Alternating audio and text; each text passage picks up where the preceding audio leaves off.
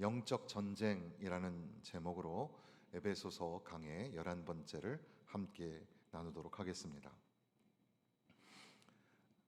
에베소서의 결론 부분으로 나아가고 있는데, 창세전부터 우리를 택하셔서 하나님의 은혜의 영광에 참여하게 하시려고, 비록 우리가 죄 가운데 있었지만, 죄와 허물로 죽을 수밖에 없었던 존재였지만, 하나님의 은혜, 하나님의 사랑으로 아들이신 예수 그리스도를 우리 대신해서 죽게 하심으로 인하여서 우리가 그 은혜로 구원을 받게 하시고, 이제는 옛사람을 벗어버리고 새 사람이 되어서 새 사람으로 살아가야 하는 그런 새로운 부르심을 받게 되었으며, 그 부르심에 합당한 삶을 살기 위해서 우리의 삶이 어때야 하며, 그리고 또한 그러한 삶을 살기 위해서 우리가 성령으로 충만해야 한다. 성령 충만한 가운데 시와 찬미와 신령한 노래를 부르고 모든 일에 하나님 아버지께 감사하고, 그리고 남편과 아내와 자녀와 부모, 그리고 상전과 종의 사람들 사이의 관계 속에서 서로 순종하고 복종하며 그렇게 하나로 연합되어져 가고 화목하여져 세워져 지어져 가는 그런 가족 같은 공동체로 만들어져 가는 것, 이런 것들을 쭉 말씀하셨는데, 그런데 그렇게 모든 어떻게 보면 하나됨이나 다양성이나 정결이나 조화나 복종하는 법이나 이런 어떻게 보면 꿈 같고 또 황홀하기까지도 하는 그런 정말 미래적인 완성적인 그런 교회를 그려주시는 것 같다가, 이제 마지막 부분의 결론 부분에 와서는 가혹한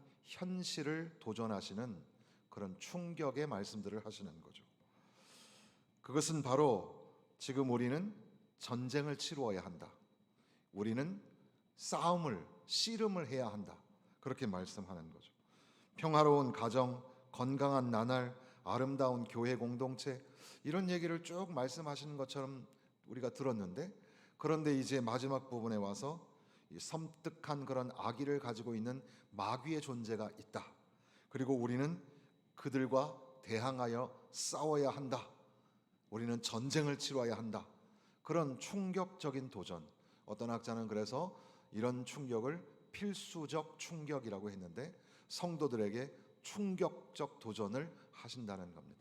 그러니까 우리는 하나님의 말씀을 달달하게 은혜롭게 받는 것뿐 아니라 때로는 도전을 받아야 되고 충격을 받아야 한다는 사실이죠. 그래서 로이드 존스 목사님은 여기 마지막 부분에 바울 사도의 어조가 용감하고 남자다우며 강하다 이렇게 표현하기도 했고, 또 어떤 학자들은 이 10절의 끝으로라는 단어가 사실은 남은 시간 동안이라는 그 맥락 안에서 이제부터는 자 이제 우리는 전투태세를 해야 된다, 이런 의미로서 출발을 보여주는 것이다, 이렇게 설명하기까지 하는 겁니다. 그래서 마귀를 대적하는 전쟁, 영적 전쟁, 그래서 스피리추얼 워페어라는 제목으로 이 말씀을 나누게 되는 겁니다. 여기에 마귀의 정체가 살짝 드러나 있는데, 11절에 보면 마귀의 간계를 라고 되어 있고, 또 우리는 혈과 육을 상대하는 것이 아니고 통치자들과 권세들, 어둠의 세상 주관자들, 하늘에 있는 악의 영들, 그러니까 사람과의 싸움이 아니라 사람을 초월하는 어떤 그 능력을 가지고 있는 어떤 악한 존재와의 싸움이라는 사실이죠. 그러니까 우리는 마귀가 있다는 것과 마귀가 능력이 있다는 것과 그들이 악한 권세를 가지고 있다는 사실, 그리고 여기에 간계라는 단어, 영어에도 여기 이 표현을 wiles라는 간계라는 단어를 썼는데, 이것은 영어 문학적으로, 영미 문학적으로 보면은 사람을 깔보는 듯한 그런 어떤 표현으로서의 어떤 그 꾀, 속임수, 이런 의미를 담기 때문에 오히려 여기에선 이 영어 번역이 적절하지 않고 다른 단어로 전략, 군략, 책략 이런 단어로 바꿔야 될 것이다 라고 하는 학자들도 있을 정도로, 이 간계라는 말은 음모와도 같고 아주 치밀한 전략으로 하나님의 사람들을 무너뜨리려고 하는 것이 마귀의 실체라는 사실이죠. 사단 마귀가 있다. 그들은 능력이 있다. 악한 권세가 있고 관계를 가지고 하나님의 교회, 하나님의 사람들을 넘어지고 무너뜨리려고 한다는 사실, 그것을 우리가 알아야 한다라고 하시면서, 그렇기 때문에 우리는 하나님의 능력을 힘입어야 하고 하나님의 전신갑주를 입어야 한다는 거죠. 오래전 로이드 존스 목사님은 에베소서의 이 본문을 얘기하면서 나는 오늘날 교회가 부실하게 된 주된 원인 중 하나는 마귀를 잊어버리고 있기 때문이라고 확신한다. 우리는 모든 것을 우리 탓으로 돌린다. 우리는 모두 너무 심리학적인 태도와 생각을 지닌다. 우리는 이 객관적인 사실, 마귀, 적, 참소자의 존재, 실존, 그리고 불화살을 알지 못한다. 그러니까 그 마귀의 존재가 있다는 사실과 그들이 우리를 공격한다는 사실을 잊어버리지 말라는 겁니다. 그저 너무 학문적으로, 문학적으로, 그러니까 심리학적으로, 인문학적으로 신앙생활을 하지 말고 이건 실제다. 실제 하나님의 사람을 넘어뜨리려고 하고 실제 교회를 무너뜨리려고 하는 그런 영적 전쟁 중에 있다. 이것을 우리가 잊어버리지 않아야 된다. 그것을 잊어버리면 교회가 어려움을 당하게 된다는 사실입니다. 그러니까 우리가 교회 안에 문제를 생길 때, 야, 이거 누가 잘못해서 그래, 내가 잘못해서 그래, 이런 태도도 중요하지만, 그러나 우리는 그것을 넘어서서 이게 영적 전쟁이구나, 이 마귀가 우리를 넘어뜨리려고 하는구나, 이런 것들을 볼 수 있어야 한다는 거죠. 그래서 10절에 보니까 끝으로 너희가 주 안에서와 그 힘의 능력으로 강건하여지고, 그러니까 이 전쟁을 치르기 위해서는 우리는 무장을 해야 되는데 강건해야 합니다. 여러분, 강건하시기를 바랍니다. 모세가 90이 다 되어서 기도할 때 하나님 나를 강건하게 하여 주옵소서 이렇게 기도했는데, 여러분도 강건하시기를 바랍니다. 근데 우리가 건강해야 되는 이유가 뭐죠? 바로 여기에 있다는 거죠. 하나님의 백성으로 살고 하나님의 교회로 세워지기 위해서 우리는 건강해야 된다. 하나님 나 건강하게 해주세요. 육적으로도 건강하게 해주시고 영적으로도 강건하게 하여 주옵소서. 근데 이 강건하여진다는 것은 우리 힘으로 되는 게 아니에요. 그래서 주 안에서와 그 힘의 능력으로 강건하여지고, 하나님의 능력을 받아서 우리가 강건하게 되어야 하는 겁니다. 여러분 모두 강건하시기를 바랍니다. 하나님의 능력을 받으세요. 하나님 능력 받고 강건하여서 하나님의 사람으로 무장되어지시기를 바랍니다. 그런 차원에서 그 다음에 나오는 13절에 보면, 그러므로 하나님의 전신갑주를 취하라. 이는 악한 날에 너희가 능히 대적하고 모든 일을 행한 후에 서기 위함이라. 대적하다, 서다, 이 말이 여기 이 세 절의 말씀에 4번이 등장을 하는데, 그렇게 이 마귀와 대적하기 위해서 우리는 이 전신갑주를 입어야 한다. 전신갑주. 그러니까 오늘 현대식으로 말하면 군인이 무장을 하는 것과 같아요. 그래서 군복으로 딱 무장을 하고 있는 것처럼 전신갑주를 취해라, 이런 말씀인 겁니다. 그런데 이 전신갑주라는 파노폴리아라는 말이 이 중무장한 군사의 완전 무장인데, 이것은 차림새가 완전하다 이런 말이라기보다는 이것이 영적인 것이다, 여기에 더 무게가 실어져 있어요. 그래서 이 전신갑주는 우리가 어떤 그런 군장을 잘 입고 있는 걸 의미한다기보다는 이것을 주시는 이가 하나님이라는 사실을 우리에게 설명하고 있는 겁니다. 그래서 우리가 강건하여지기 위해서는 능력을 받아야 되는데, 어떤 능력? 하나님의 능력. 우리가 이 악한 마귀를 대적하기 위해서 군장을 해야 되는데, 전신갑주를 취해야 되는데, 이것 또한 누구의 전신갑주? 하나님의 전신갑주. 우리의 무장이 아니라 하나님이 주시는 무장으로 우리가 무장을 해야 한다는 사실입니다. 그래서 여기에 보면 적어도 6가지, 허리띠, 호심경, 신방패, 투구, 검, 그리고 이것이 상징하는 바가 진리와 의, 평안의 복음, 믿음, 구원, 하나님의 말씀, 그것을 의미한다고 하면서 이 하나님의 전신갑주를 우리가 읽지 않았지만 쭉 기록하고 있는 겁니다. 그런데 에베소서는 6장까지 되어 있는데 저는 에베소서 강의를 지금 11번째, 그러니까 각 장마다 평균적으로 2번의 설교를 하고 있는 셈이죠. 그래서 다음번에 하게 되면 12번으로 이 6장의 설교를 하게 되는데요. 그런데 우리 사진 하나 먼저 보도록 하겠습니다.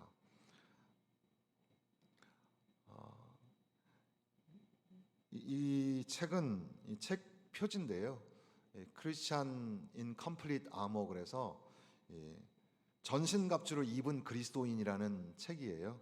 윌리엄 거널이라는 청교도 1600년대 청교도 목사님이 쓴 책인데요. 그 책의 원본은 저런 표지가 아니었지만 저것은 이제 2000년대 와서 증보한 표지이기는 합니다만, 이 사람이 이 책을 써서 성도들에게 헌정을 했어요. 그 책을 헌정하면서 저는 여러 성도들에게 너무 하찮은 목사입니다, 그러면서 이 책을 헌사했죠.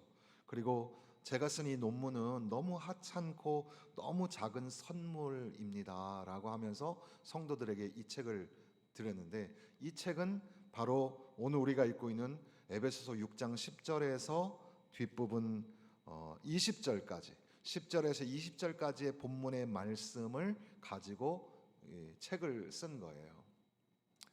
근데 저 책이 페이지가, 저 증보판의 저 페이지가 몇 페이지냐면 1400페이지예요.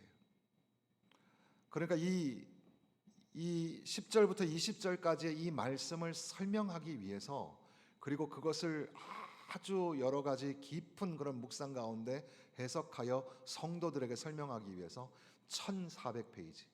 보통 우리가 요즘에 나오는 책들 좀 두껍다 그러면 300페이지 정도 되거든요. 요즘에는 막 짧은 책도 많이 나와요. 150페이지 정도. 근데 300페이지 정도 넘어가야 이 사람이 좀 책을 썼구나 이렇게 생각하는데, 저 책은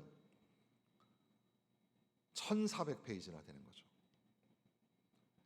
이 거널이 저 책에서 하는 내용 중에 이런 게 있습니다.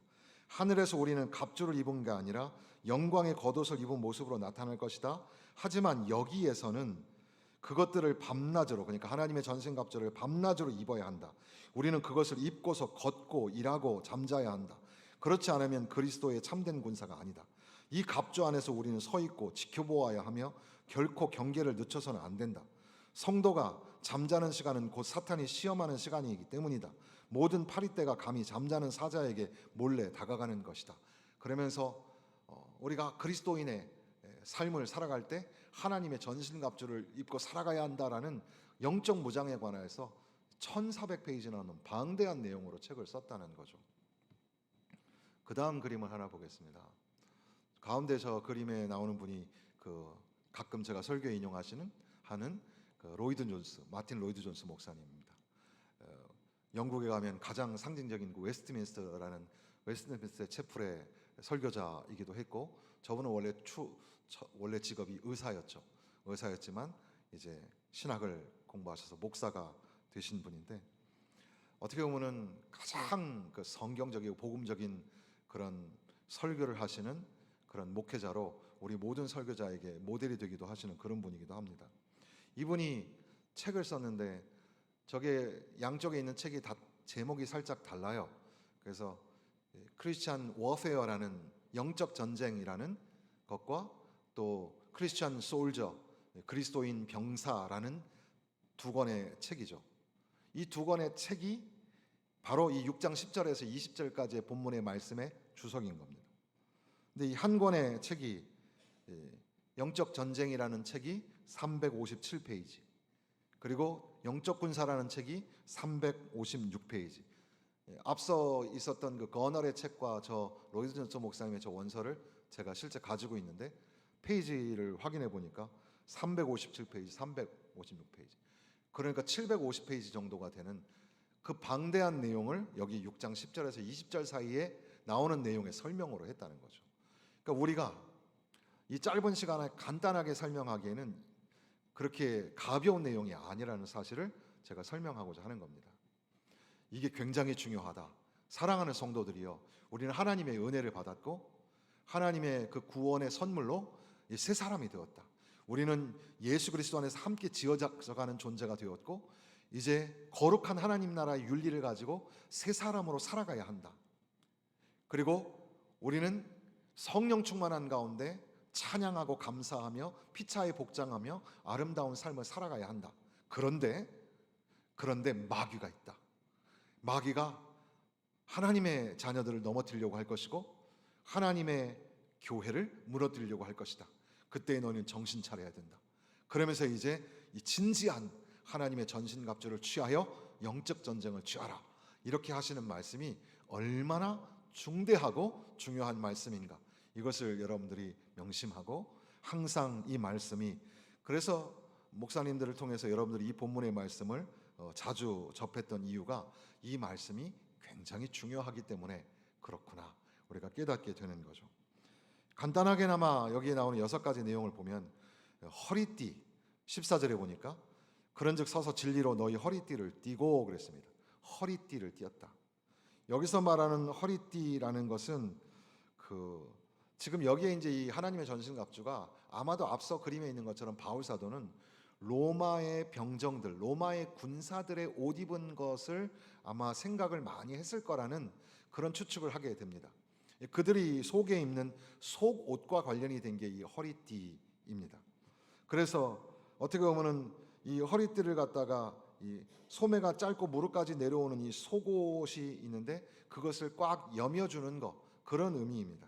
그래서 행군을 할 때 방해가 되지 않도록 하는 그런 의미가 있기도 하고 또 꽉 조여주면 힘이 생겨서 자신감을 갖기도 하고, 희한하게 우리가 허리띠를 졸라매다라는 한국말의 은유와 비슷하게 영어에도 허리띠를 졸라매다라는 말이 우리가 아는 것처럼 허리띠를 졸라맨다는 건 뭐죠? 배고프지만 양식이 부족할 때 근검절약하다라는 말로 허리띠를 졸라매다라는 말을 쓰죠. 그런 의미도 서양에도 있어요. 동시에 또한 허리띠를 졸라맨다라는 것은 우리가 뭔가 싸울 준비를 한다, 준비태세를 한다, 이런 의미도 있다는 겁니다. 그런데 여기 그리스도인의 허리띠를 졸라매다라는 말은 진리의 띠라고 표현하고 있습니다.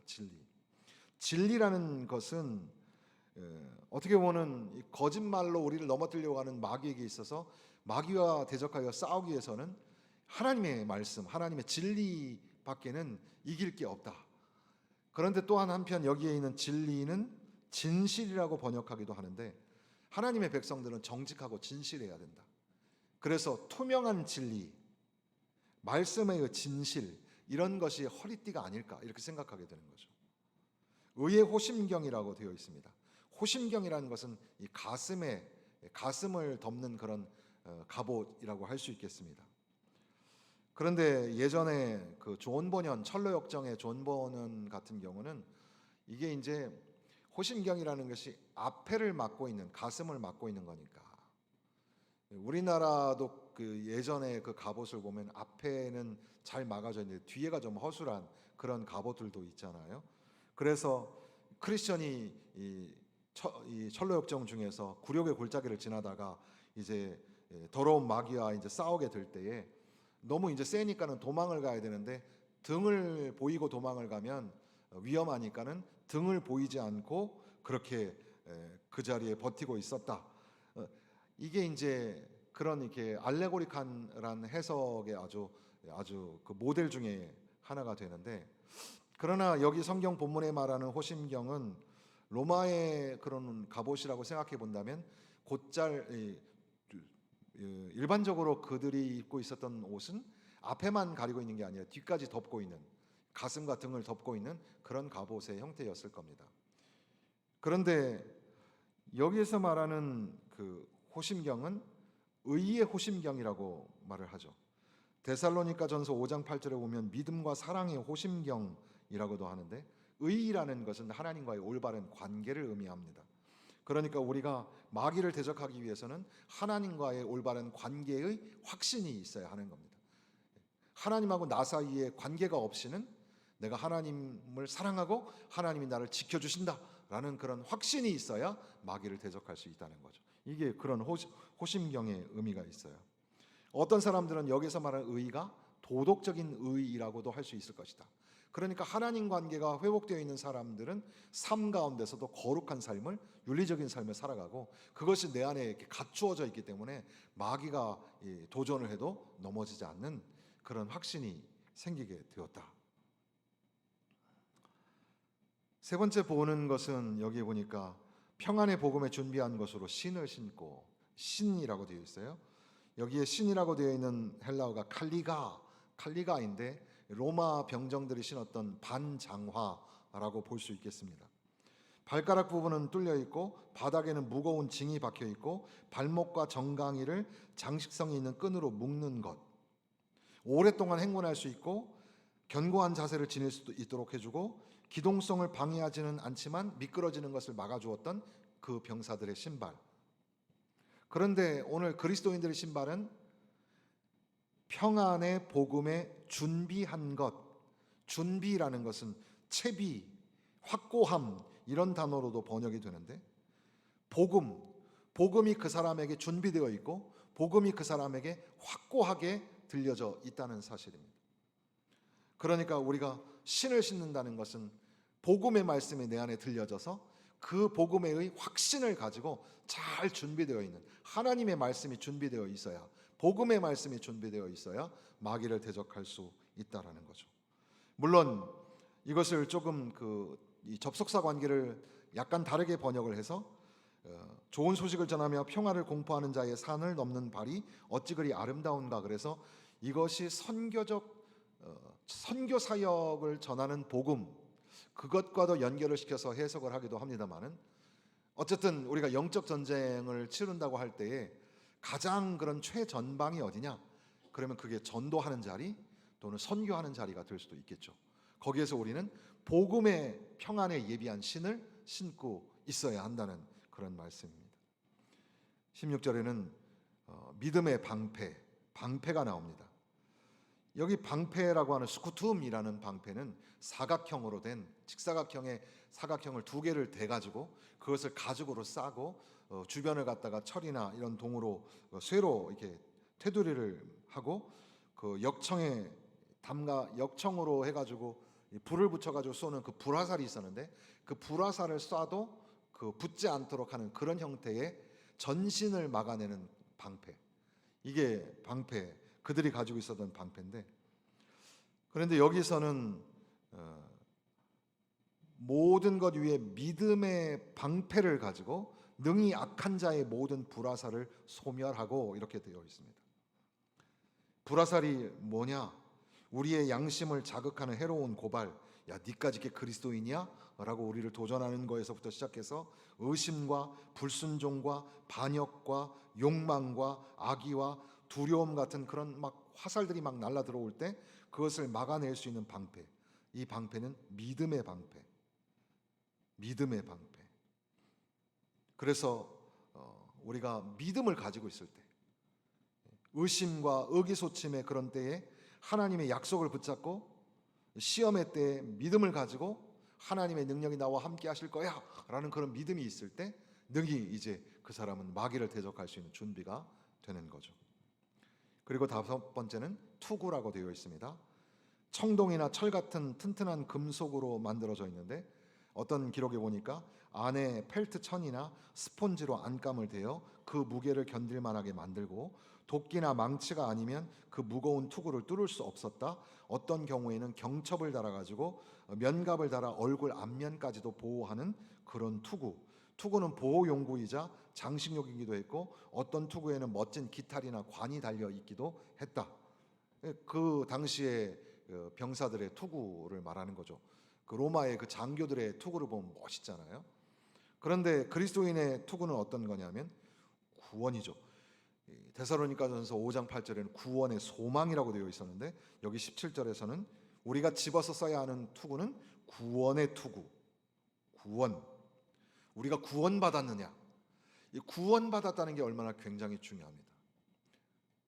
여러분은 예수 그리스도를 통해서 구원받은 것을 믿고 구원의 확신을 가지고 살아가시기를 주님의 이름으로 축원합니다. 이 구원의 투구, 그 구원에 대한 확신을 가지고 있을 때는 이제는 죄와 사탄의 속박에서 우리가 자유함을 얻었다라는 그런 자유함도 있을 것이고, 또한 우리가 하나님 나라의 마지막 날에, 세상의 종말의 날에도 우리는 하나님 나라에 들어갈 수 있다는 담대함을 가질 수도 있을 것이고, 그리고 찰스 하츠라는 학자는 뭐라고 말하냐면, 그리스도인을 장식하고 보호하는 것, 그것은 자신감과 기쁨으로 고개를 들게 하는 것, 그것은 구원받았다는 사실이다. 구원받았다는 것을 알 때 자신감이 생기고, 구원받았다는 것을 깨달을 때 기쁨이 생기게 되는 거죠. 구원의 확신, 이것이 굉장히 중요합니다. 17절 끝에는 이제 마지막으로 하나님의 말씀인 성령의 검, 여기 나오는 검만이 어떻게 보면은 나머지는 다 방어용 무기라면 여기 검만이 공격용 무기라고도 할 수 있겠죠. 여기에 나오는 검이 헬라어의 마카이라라고 되어 있는데, 이것은 우리식의 큰 칼이 아니, 장검이 아니라 단검이에요. 짧은 칼인데, 이 짧은 칼은 가까이서 싸우는, 그러니까 대적이 가까이 와 있을 때 그와 맞붙어서 싸워야 하는 그런 칼이기도 합니다. 그런데 그리스도인들의 칼은 성령의 검이고, 이것은 하나님의 말씀이라 했습니다. 하나님의 말씀, 하나님의 말씀, 사람들의 변명도 물리치고 그 양심을 자극하고 영적으로 깨어있도록 찌르기 위해서 하나님의 말씀이 있어요. 하나님의 말씀을 우리 손에 쥐어주십니다. 우리가 유혹에 저항할 수 있도록, 그리고 복음을 전파할 수 있도록 항상 하나님의 말씀이 좌우의 날선 어떤 검보다도 예리하여 날카롭게 베는 능력을 가지고 있는 이 성령의 검, 이것이 하나님의 전신갑주 무기였다는 사실입니다. 그리고 나서는 이제 뒷부분에는 바울 사도가 기도에 관한 메시지를 하죠. 모든 기도와 간구로 항상 성령 안에서 기도하고, 이를 위하여 깨어 구하기를 항상 힘쓰고 여러 성도를 위하여 구하라. 이 말씀이 굉장히 중요한데, 우리가 오늘 수요 기도회요. 이 수요 예배의 전통은 기도회에서 시작합니다. 그래서 우리가 기도하러 모였다고 할 수가 있겠는데, 우리가 오늘 이 소박한 몇 명 모이지 않은 이 작은 모임 가운데 우리가 기도하죠. 그리고 우리의 기도가 참 지극히 연약합니다. 그러나 여기에 보면 항상 모든 사람을 위하여, 여러 성도를 위하여 모든 제목을 가지고 기도하라고 되어 있습니다. 기도의 영역이 어마어마하다는 사실이죠. 우리가 기도하면 살아납니다. 우리가 기도하면 회복됩니다. 우리가 기도하면 하나님의 능력이 나타나고, 우리가 기도하면 가정이 살아나고, 우리가 기도하면 교회가 살아납니다. 이 기도가 엄청 중요한 거예요. 바울 사도는 어떻게 보면은 지금 하나님의 전신갑주 6개를 이야기하고 7번째가 기도다 이렇게 말하는 것이라기보다는 하나님의 전신갑주 6개를 가지고, 그러니까 그 마지막에 있는 말씀의 검을 가지고 이제 마귀와 대적할 때에 그 모든 하나님의 전신갑주를 입은 그리스도인의 삶의 자세에서 가장 중요한 또 하나의 힘이 뭐냐? 기도다. 기도해라. 기도하면 이긴다. 기도하면 마귀를 대적할 수 있다. 이렇게 말씀하시는 거죠. 그리고 끝으로 나를 위해서도 기도해달라. 나를 위해서도 기도해달라. 바울이 지금 에베소서, 빌립보서, 골로새서, 빌레몬서는 옥중서신이라고 하죠. 바울이 지금 감옥에 갇혀 있는 겁니다. 감옥에 갇혀 있는 바울 사도가 성도들을 위하여서 나에게 기도해달라. 뭐 기도해달라 그랬을까요? 너희 자신들을 위해서는 항상 깨어서 기도해라. 성도를 위해서 기도해라. 모든 걸 위해서 기도해라. 그러고 나를 위해서도 기도해달라.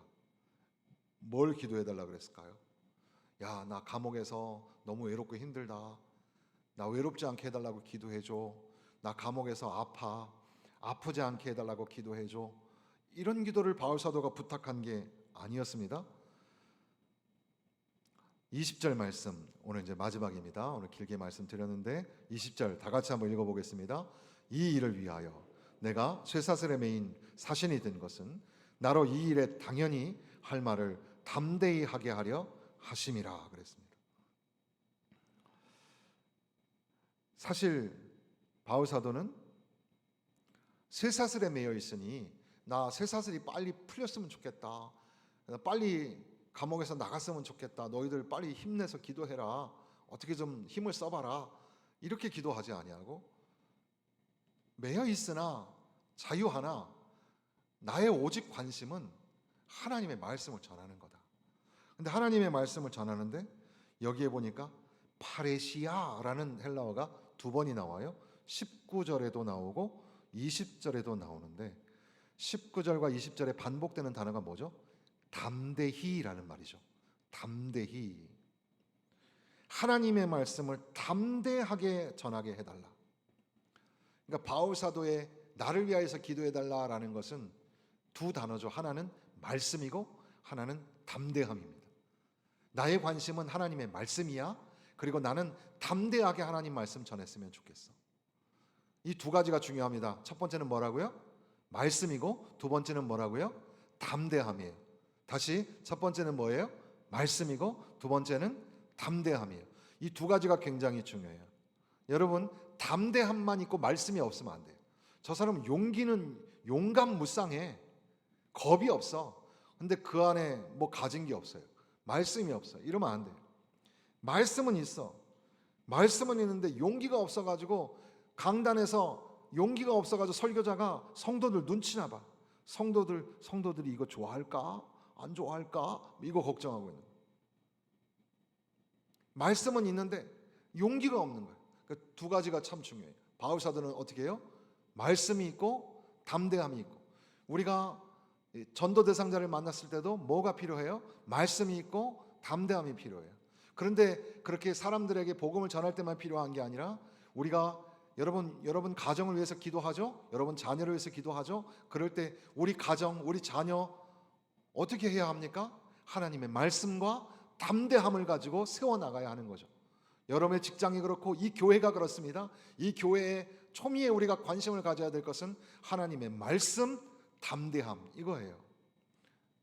존 스토트 목사님께서는 여기에 나오는 그 명확성, 말씀이라는 명확성과 담대함이라는 용기, 그래서 용기와 명확성 이 두 가지가 다 필요한데 만약에 용기, 담대함은 없고 말씀만 있는 용기 없는 명확성은 사막의 햇빛과도 같다. 빛이 환하게 비춰지기는 했는데 볼 게 별로 없다는 거죠. 반대로 명확성 없는 용기, 말씀이 없는 담대함, 그거는 밤의 아름다운 풍경과도 같다. 볼 거는 되게 많은데 잘 볼 수가 없다라는 거죠. 이 두 가지가 항상 같이 있어야 된다는 그런 설명이기도 합니다. 바울의 가장 큰 관심은 그의 손목에서 사슬이 벗어지는 게 아니라 복음 증거를 하기 위해 그의 입이 열리는 거죠. 자유의 몸이 되는 것이 아니라 방해받지 않고 하나님의 말씀이 자유롭게 전파되게 되는 것. 에베소 교회를 향해서 이것을 부탁하면서 통치자들과 권세자들, 마귀의 권세를 입은 사람들이 복음이 선포되어지지 않도록 어떻게든지 하나님의 백성을 넘어뜨리려고 하고 교회를 무너뜨리려고 하지만 우리는 하나님의 전신갑주를 취하고 그렇게 마귀와 대적하여 영적 전쟁을 치러야 한다고 말씀합니다.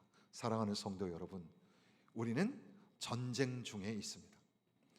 아유, 전쟁 지겹다. 남북 간의 전쟁. 그러나 어떻게 보면 역설적으로 말하면 우리나라가 이렇게 부강하게 된 데는 전쟁이라는 긴장감이 있었기 때문일지도 몰라요. 전쟁을 경험한 세대가 계시기 때문에 그렇기 때문에 여기까지 열심히 살아서 부강한 나라가 됐을 거라고 생각합니다. 전쟁을 모르는 세대들이 그저 전쟁을 게임 정도로만 아는 세상에서는 이제 우리가 어떻게 부지런하게 성실하게 살아가야 할까 고민하게 되는데 신앙적으로도 그렇습니다. 신앙적으로도 우리가 영적 전쟁 중에 있다, 마귀와 싸우고 있다, 그렇게 할 때에는 교회가 살아납니다. 부흥이 되고 성도들도 힘이 있습니다. 그런데 마귀의 권세를 망각하게 되고 지금 영적 전쟁 중이라는 사실을 잊어버리게 될 때 우리는 무력감에 빠지게 될 것이고 점점 쇠퇴하는 교회, 그리스도인답지 않은 성도, 그렇게 될 것입니다. 이 말씀 붙잡고 승리하시기를, 전쟁에서 승리하시기를 주님의 이름으로 축원합니다.